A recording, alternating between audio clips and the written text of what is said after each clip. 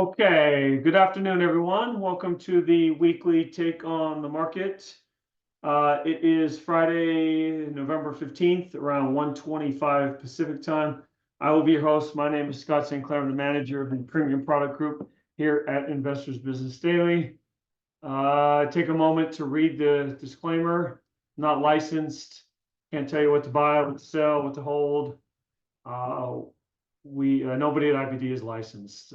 We try to stay in our circle of competence, research, education, but because these webinars are vetted, we can speak a little bit more freely on them, and we are allowed to trade our own accounts. We all have, most of my colleagues, I believe, have skin in the game, but under the compliance umbrella.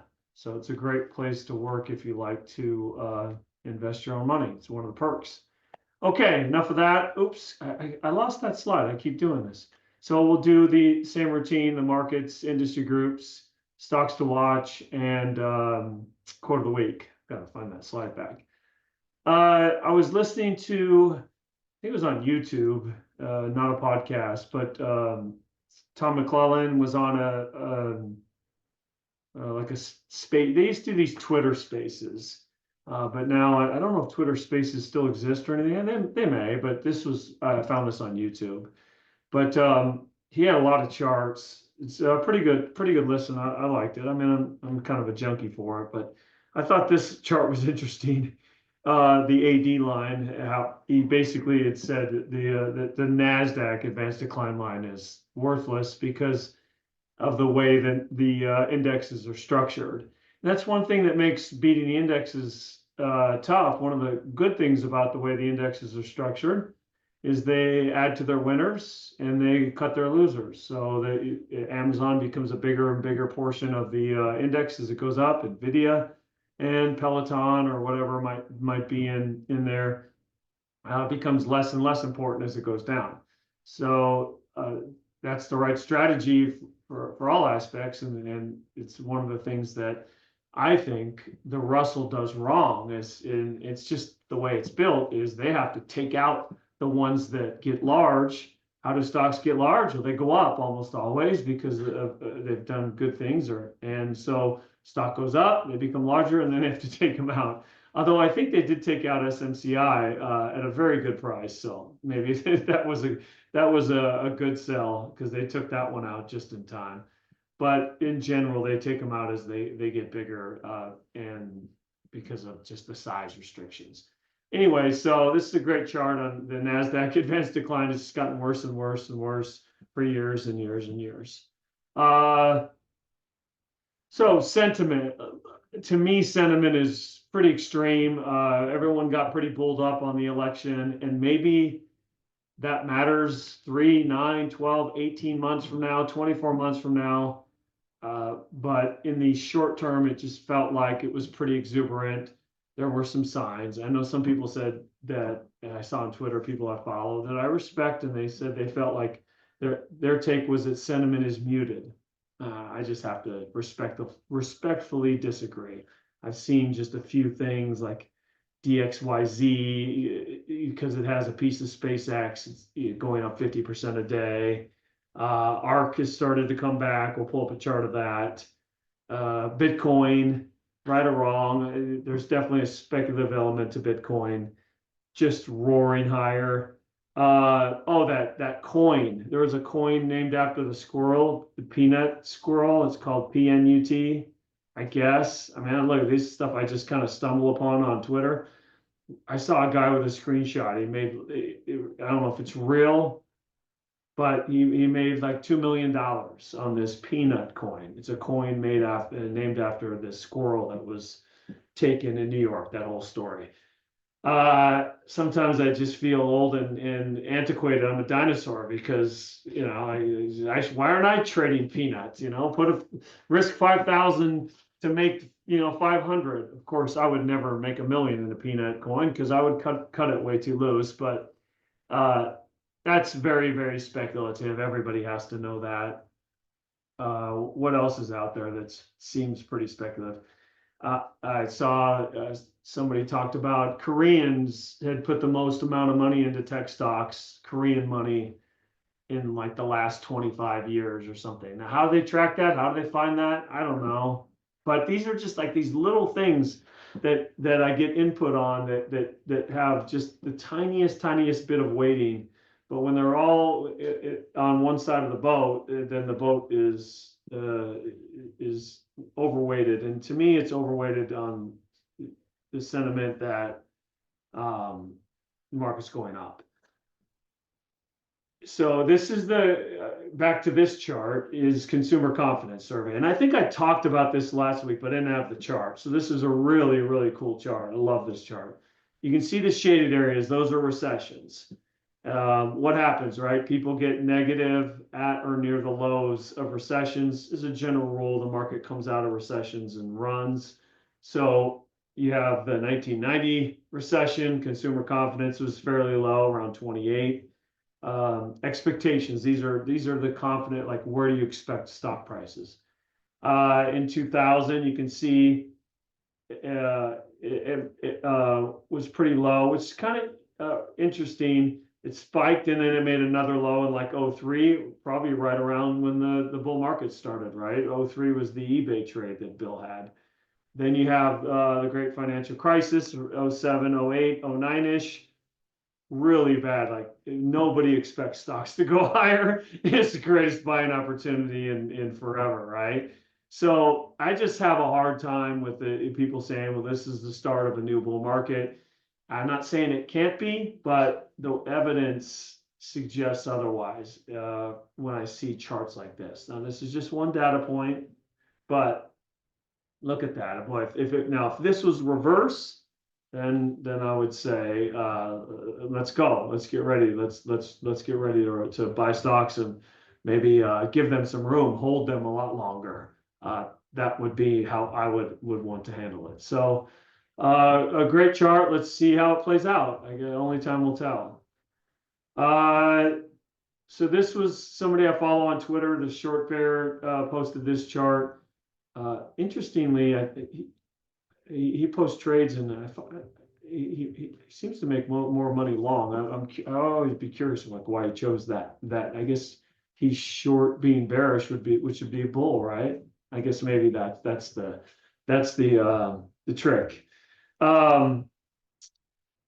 Equity positioning in non-dealers in futures, and you can see pretty much everyone was bulled up for a rally. So no surprise to me that the market rolled over here in the last couple of days, especially today wasn't much of a day. I don't want to read too much into one day just yet. Unfortunately, most of the time, fortunately sometimes, but unfortunately most of the time, I tend to get a little bit negative, a little bit too quick to get defensive on a day like today. And I found myself fighting the urge to get more and more short because I was like, it's just one day, Scott, we're barely off the highs. If this big move was a bull trap, there'll be a lot further downside and plenty of time to get more short. But I do have some short exposure. Okay, here's another one from Sentiment. I have to admit, I looked at this and didn't really like. I was like, I don't know if I fully understand this chart, but the bottom line is the Goldman Sentiment Indicator soared and it's stretched to the upside. So another indicator of sentiment. And I haven't looked at the AAII numbers in a while, but I think I saw Ken Shreve post on the Slack channel, the IBD Slack channel, when it came out, maybe on Wednesday, that the number was pretty high on the bulls, of course. Okay, so let's jump into the indexes. Here is the NASDAQ. And so everyone who bought after the election is underwater. And so this is what we call, this is where that kind of name is like a trap, a bull trap. It looks like it's going up and it traps some people in there with this kind of big downside today, potentially. I think I think the probability is high that it is, but it's not 100%. And so that's, that's what a bull trap is.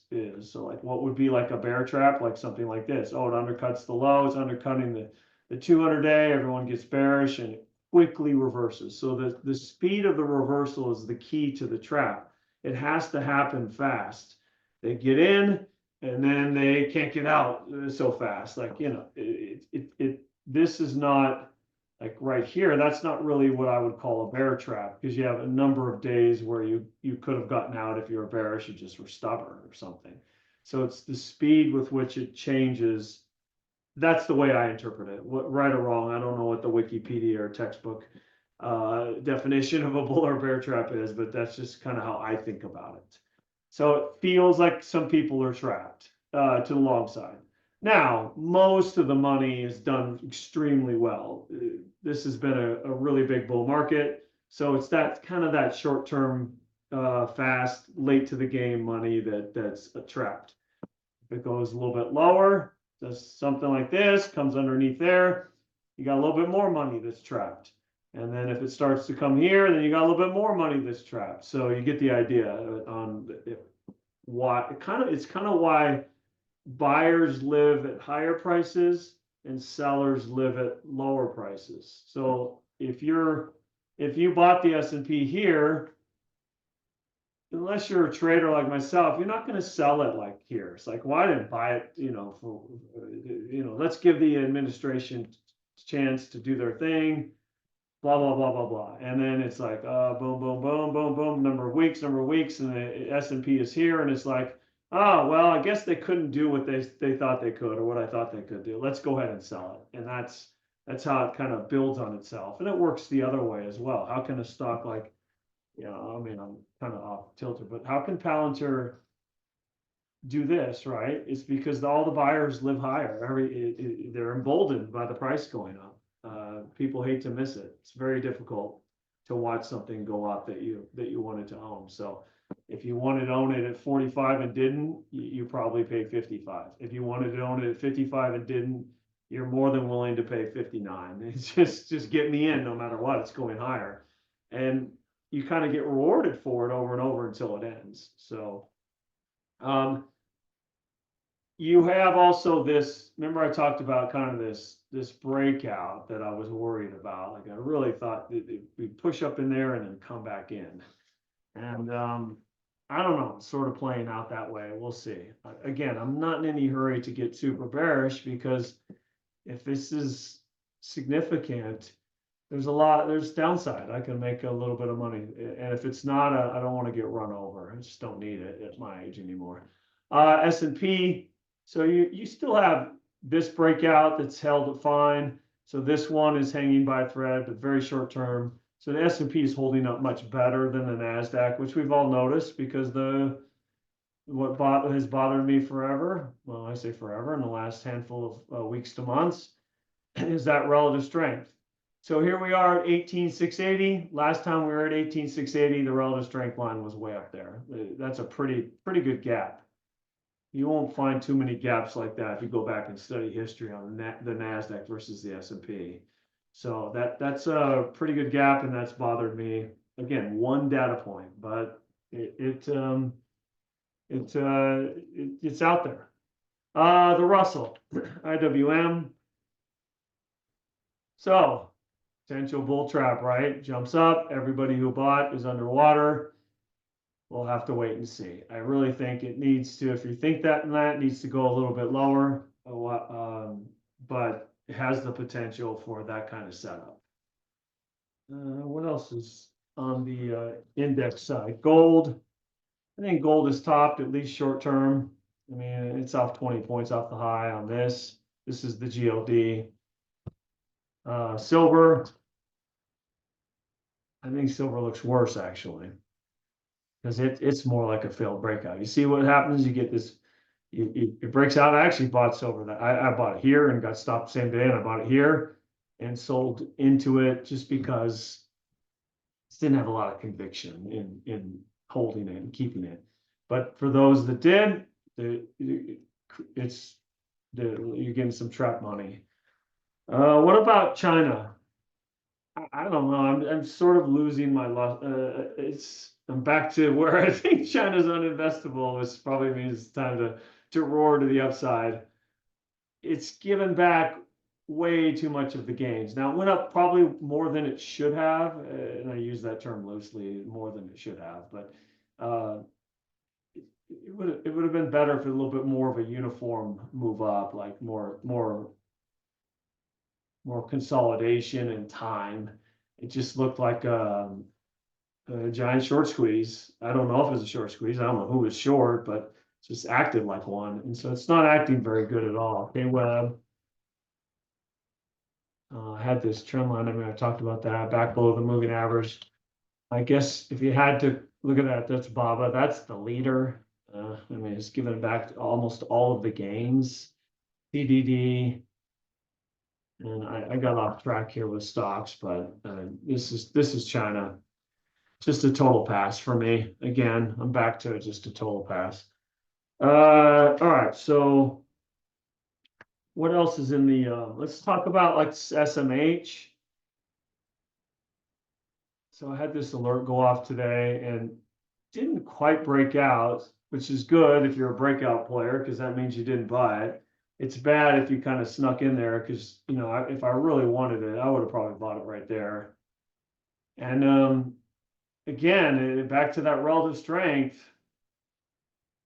I don't know. I'm just not having the semiconductor space. It looks toppy to me, and it's made a huge move. And semis used to be more cyclical than they are. Maybe that's changed because everything has a semiconductor chip in it versus before. But it's made a massive move. So it seems like for it to go down, it wouldn't be that unlikely. It's had a huge move, but the relative strength is screaming at me, right? It's plumbing new lows. This kind of works in reverse, right? The last time the stock was, the RS line was this low, the ETF was 200. So it's 240 now, right? So it's the opposite. The market is holding this ETF up. Without the strength of the market, this ETF would be down here. If the market gives even a little, I think that's your target. I think it's going back there. Days, weeks, months. I don't know. Probably not days, but anyways, I think AMAT, I'll go to another stock. Did they report today? Yeah, or reported last night? Here's the result, like undercutting lows. Just doesn't look good at all. Doesn't look good at all. SMH, gold, silver, IWM. Last but not least, as far as like on the speculative sentiment side, you have ARK. So they're going to own more speculative stocks, right or wrong. Sometimes they own Tesla. Sometimes I think she was all bowled up on Nvidia, didn't handle it right. Yeah, hey, you and me both, Kathy. So at least it's held most of the gains. Like, so it's not quite that is trappish as some of the others, but if it comes back into here, then you've got another bull trap in that area.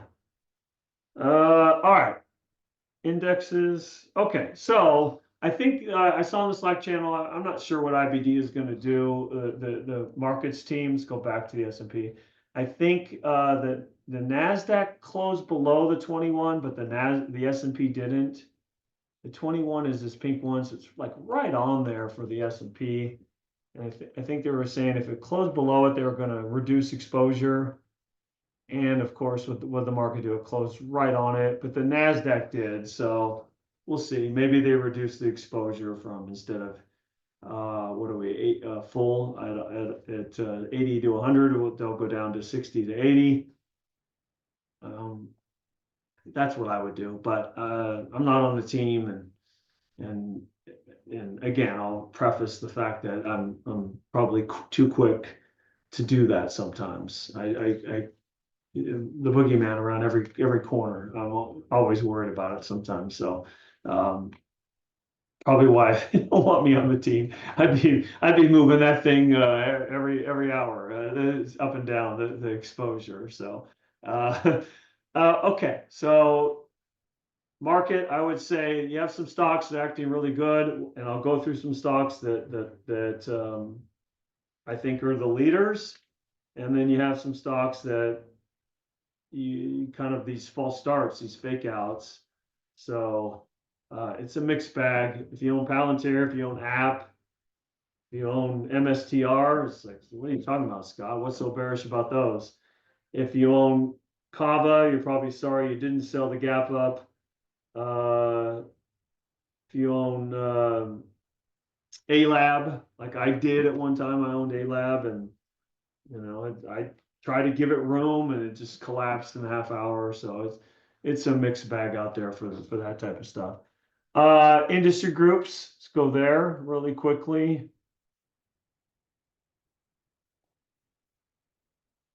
Oh, I'm going to turn my camera off. I forgot.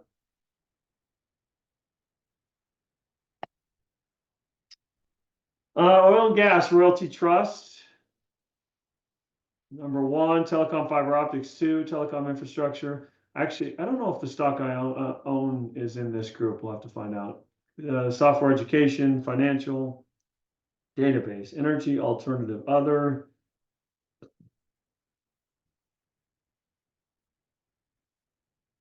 Internet network solutions. Banks still there a little bit. Finance, investment bankers. I don't know. I just have a hard time getting the signal from the industry groups lately. I don't know if it's the market or if it's me, but I just have not had that much success like combing the industry groups and getting like a signal like, oh wow, look at this theme that's about to occur or that's occurring. But I still do the work. I still go through there. I'll still look at if I hadn't looked at the oil and gas royalty trust stocks, I'll still go in there and look and just kind of peruse the top few stocks just to see what's going on there. All right, so let's get into the stocks. Let's start with Palantir. So definite leadership. They're going to switch from the NYSE to the NASDAQ. Like, what's the reason for that? I don't know. I don't know if there's a cost reason. Maybe it's cheaper to be listed on one versus the other. I didn't see that the company said anything. I did see that somebody tweeted and then deleted their tweet. And I don't know if that person was an employee at Palantir or something, about how they're trying to squeeze the shorts and the diamond hands and stuff and all that. And that type of stuff, I think they should just leave that alone. I once saw a CEO on CNBC in the 2000 bust, and this was before, talking about how we're going to squeeze the shorts and we're going to do this, we're going to do that to the shorts. And I just thought, why bother? Let them short it. Prove them wrong. Prove them wrong. And I remember putting that stock on my radar as a short candidate when the whole thing finally would end. And I don't remember if it was a month later or 3 months later, but eventually that stock topped, and it was a disaster stock on the way down. It just imploded. So I don't think that companies need to bother with all that, but it's neither here nor there. So this is definite leadership. Now, if you're a short-term trader, or this super, I mean, look at it, it's above all the. I mean, I'm just trying to figure out what's going on here. Like, maybe if I draw that, it's just like bananas above any kind of trend line. Like, and I know these aren't perfect trend lines, but like if you draw that, so it could it go down 10, 15, 20% from here? I definitely think so. Do I want to short it and try to anticipate that? I do want to, but I won't, because it's just too hard. I'm looking for low hanging fruit on the short side. If you want to short something, the adage is the old West. I use the old West adage: shoot them in the back. I want something that's broken. You have a better chance when you're shorting, that they're broken. So this, now, if you want to sell it because you've been long it, you want to take profits. Well, it's hard for me to say because I'm not in it, but if I was in it, I'd be out of it. It's very, very extended. But leadership for sure. MSTR, same concept, very extended. You get kind of this reversal bar, and it's hanging in there a little bit. It's style. Like if you think Bitcoin is going to the moon, then you're not going to sell this.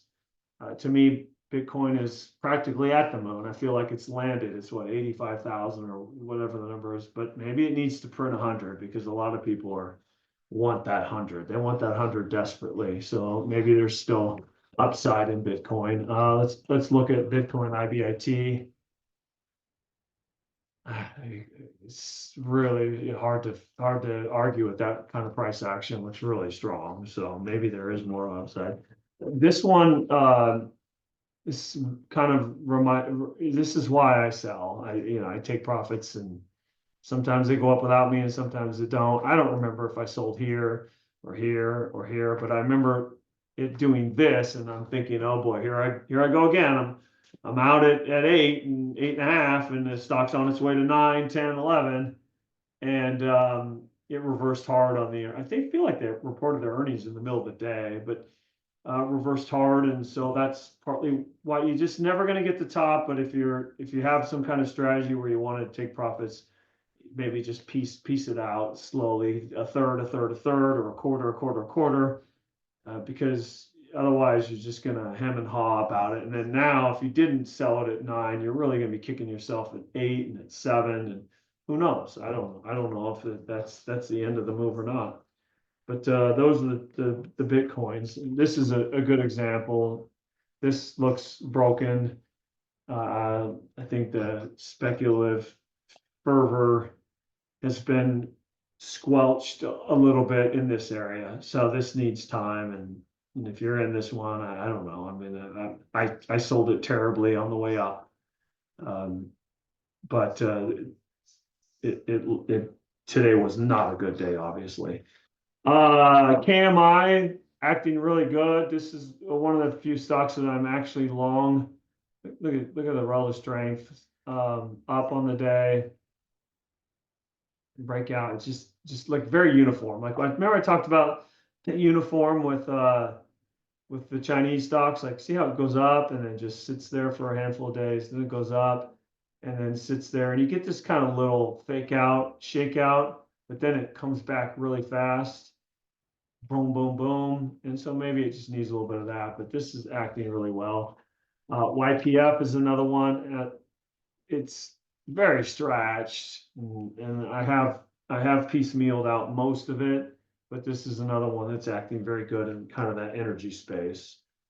And then GGAL, which I don't own anymore, but the reason I want to highlight this is sometimes it works, right? It goes up. This is a pretty tough pullback, but then it goes up again, and this thing's up 54% in 56 days. So they're out there for you. The market is very fruitful. There's a lot of opportunity in this market, which is good. There's a lot of volatility. I think the volatility will pick up, unfortunately, but the opportunities are out there. You just got to put in the work and try to find them, and it's, hold them correctly and all that. I get it. I'm not very good at that. I try my best.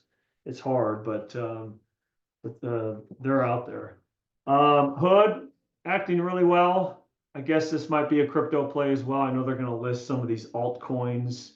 How I feel about that is irrelevant to the fact that the stock is acting really good. This looks like leadership too. VST holding really well. So like VST versus CEG, look at the difference. So to me, it's obvious. This is the leader. I actually almost bought this today. I did it because of the market, for whatever that's worth. But come Monday maybe. But that looks really good. So yeah, I'm out somewhere here, and I don't feel like maybe I made a mistake to get out, and that happens. So I'll sell them, and then sometimes I have to try to wiggle my way back in. Talon, again, I'm out too, still here, holding up really well. Look at the earnings. Look at that earnings last quarter, up 343%. Look at that. They did $3 and change in the quarter. Revenue of 26%. So you finally getting the earnings now.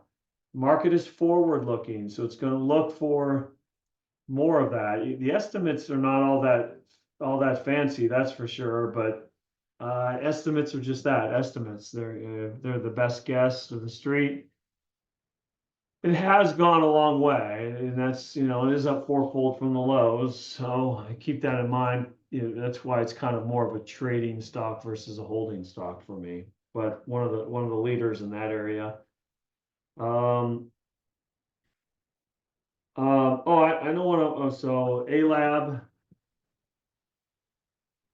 So this is, I got a couple, like, I like this stock because it can move but I also, the bars are pretty hard. Like these are some really large bars. And so I don't know if I'll go back to A-Lab. I just find that the bars are just a little bit too big, and it was 100 at 631, and then it's 90, it's 651. That's type of stuff, because I'd like to have size. If I have size and it's 100 1 minute, it's 90 the next, I could just get run over. So maybe I reduce my size accordingly, or I pass on the stock. So I'm in the pass camp, at least for now. I like it to tighten up a little bit, but these are examples of why you have stop losses. Look at Zeta. Now, it was a short seller report, right or wrong. Again, I don't know. I could tell you how I feel about all that, but you have to be aware. And if you can't be aware, you need some kind of stop loss, because if you had this stock, maybe even if you have a long-term trailing stop, you're out at 25 and change, and it's just, that's going to hurt at that very moment. It's going to hurt being out at 25 and change, because in your mind, the darn thing was just 35 2 days ago. But 25 and change is like a lifetime away now, and it went 17. And remember, the math is cruel, right? It's like, well, maybe it'll get back. Well, maybe. I'm not saying it can't, but what does it have to do to get back to 25 and change? It's got to go up like 8 points, right? So 8 on a $17.50 stock is almost 50%. It's got to go up 46% to get back to there. It's a long way away. It takes a lot of energy for the stock to do that. So that's why this is an example of why we have sell rules and stop losses. Moderna, I am short this stock. But now this is an idea of the reason I want to bring this up is not because I think anyone should short it. Absolutely not. It's because of why you have stop loss and sell rules. Stocks for the long run, sure, buy stocks for the rest of your entire life. I 150% agree. But if you're going to buy stocks, you got to have stop losses on them, because things change. The only constant is change. This was one of those TMLs. Everybody was running around telling you how great it was. Model book stock. The earnings and sales were incredible here. They're all triple digit. Right? It's going crazy. It's up 20%, 8-week hold rule, blah, all of that. Well, at some point it needs to be sold. And if you ignore all the signals, you give back everything and then some. It's down 80% from the 52-week high. It's probably down 95% from its all-time high. So and maybe something's wrong. Maybe it's going lower. That's kind of what I think, based on how I'm positioned.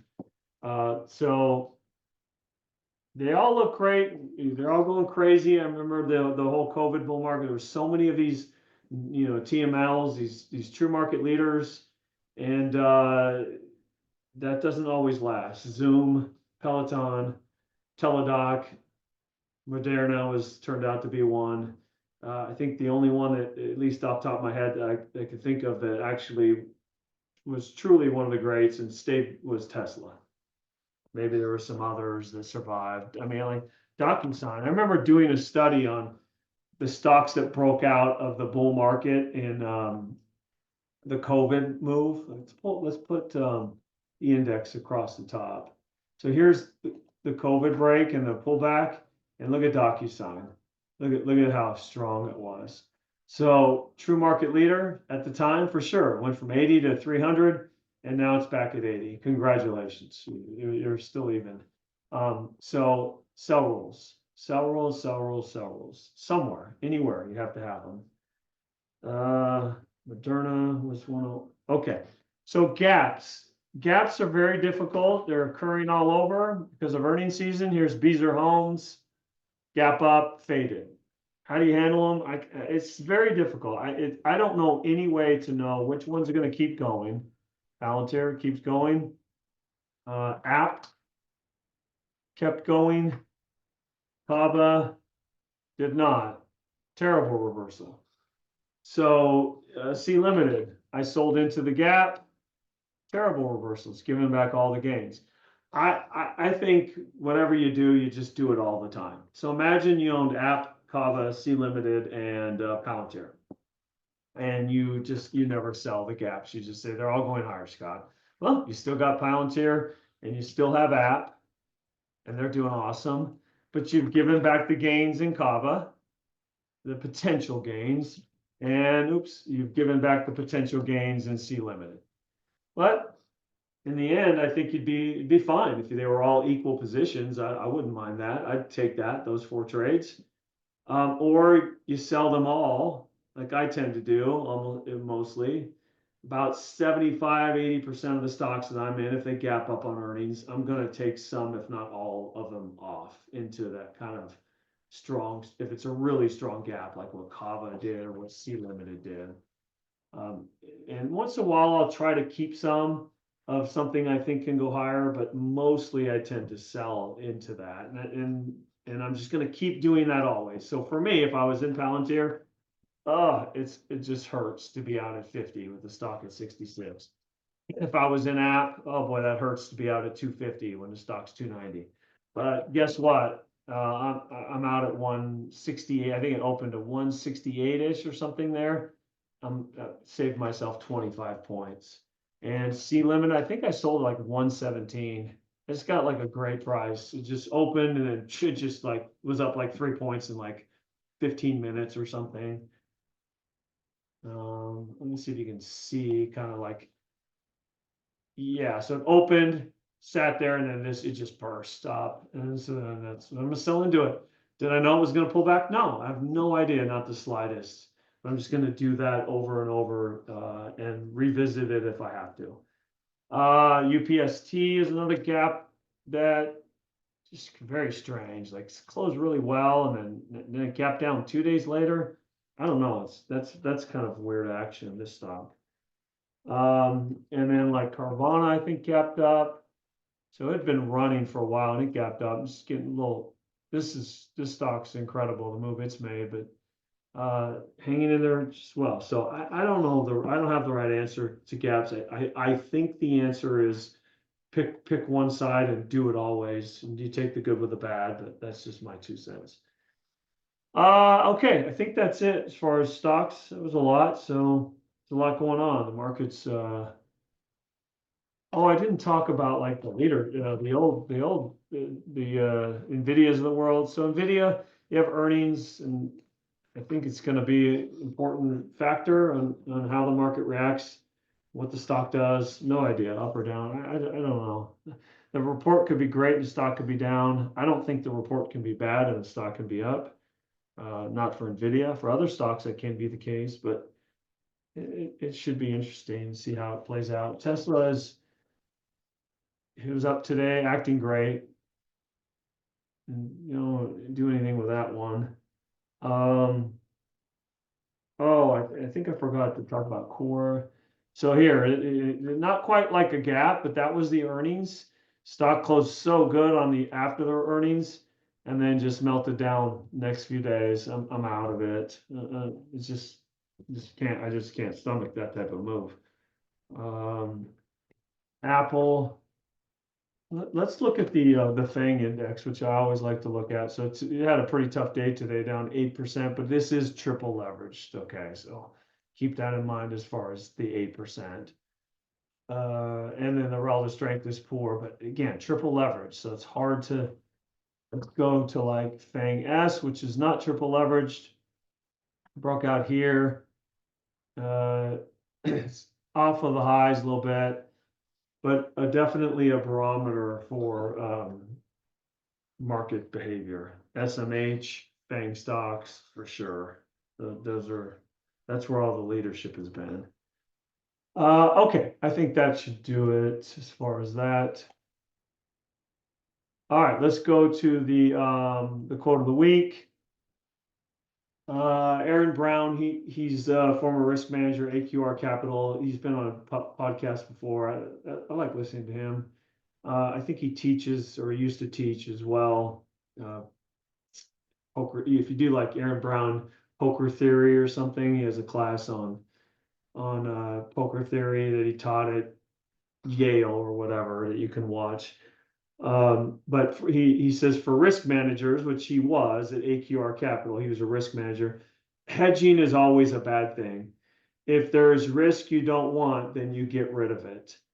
So this is how I hedge mostly. I just get out. So if I have too much Tesla, then you just get out. Now, maybe what some people will do, they'll sell calls or they'll buy a put or whatever. But what I would say is, let's say you have 1,000 shares of Tesla, and you're worried about the market here, or there's an earnings event with Tesla coming up, and you want to hedge, so you buy puts or whatever. That's fine. Or you sell calls, and I know that some people can make that work. I think the simplest, cleanest, elegant, the most elegant way to handle it is just to get out. Now, if you don't want to, you get out, sell down to the sleeping point. So if 1,000 shares is too much and you're going to buy 3 puts, I would say just sell 300 shares and get down to 700. It's just kind of the same thing, right? If you have 3 puts on the whole thing. If you're going to buy 10 puts, because now I'm not, the whole tax thing is, I'm not even considering that. So maybe there is something to be said for the hedging because you don't want the taxable event. I know Jim Ropel talks about that a lot. I know Chris Gessel hedges a lot into earnings. I don't know if he does it from a tax standpoint, like if that's what he's thinking of as well. I don't believe I've ever heard him say that, but maybe there's something to that as well. So I'm just thinking like the cleanest, most elegant way. Aaron Brown, listen to me, no problem. This is what Aaron Brown has to say. He was a risk manager at one of the, at a really probably multi-billion-dollar hedge fund.